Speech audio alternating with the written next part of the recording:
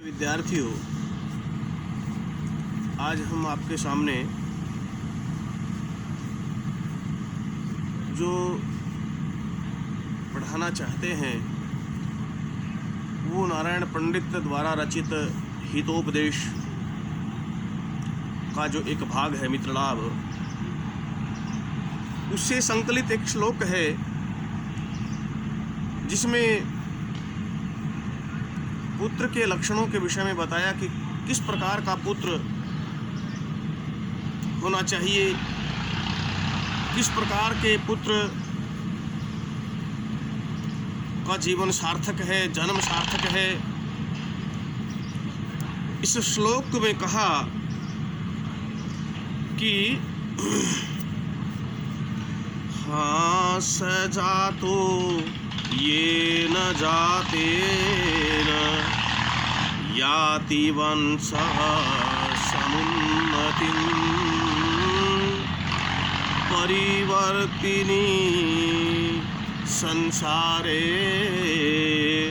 मृतः को वा न जायते।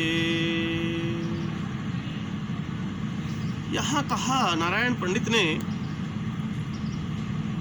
कि सजातो जन्म लेना उसका सार्थक है इस संसार में, ये न जिसके द्वारा जाते न उत्पन्न, ये न जाते न जिस उत्पन्न द्वारा वंशः जो पिता का कुल है, पिता का वंश है, वो समुन्नति में याति, वो उन्नति को प्राप्त करता है। संसार में जिसके जन्म लेने से पिता का नाम होता है, पिता का वंश वर्धन होता है, वृद्धि होती है, यश बढ़ता है, उसी का जन्म लेना सार्थक कहा है। इसके अतिरिक्त तो परिवर्तनी संसार है, ये तो परिवर्तनी संसार है। इस परिवर्तनशील संसार में कौन तो भला मरा नहीं है और किसने जन्म नहीं लिया है। अर्थात जैसा कि गीता में भी भगवान कृष्ण ने कहा कि जातस्य ही ध्रुव मृत्यु ध्रुव जन्म मृतस्य च, अर्थात जिसने जन्म ले लिया उसकी मृत्यु होगी और जिसकी मृत्यु होगी उसका जन्म होगा। ये तो नियत है, परमात्मा के द्वारा दिया गया है कि इस परिवर्तनशील संसार में,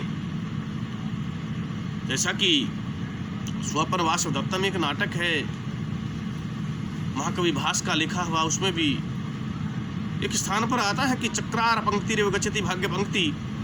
तो ये संसार है, ये परिवर्तनी है, ये चक्रार पंक्ति के समान है, रथ के पहिए के समान है।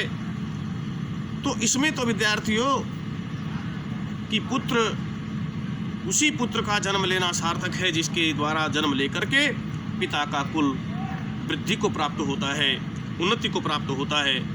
अन्यथा तो परिवर्तनशील संसार में भला कौन मरता नहीं है, कौन जन्म लेता नहीं है, ये तो परंपरा लगी हुई है। अतः जन्म लेकर के पिता का उन्नति करे कुल, उसी पुत्र की जो है पहचान इस संसार में बताई गई है।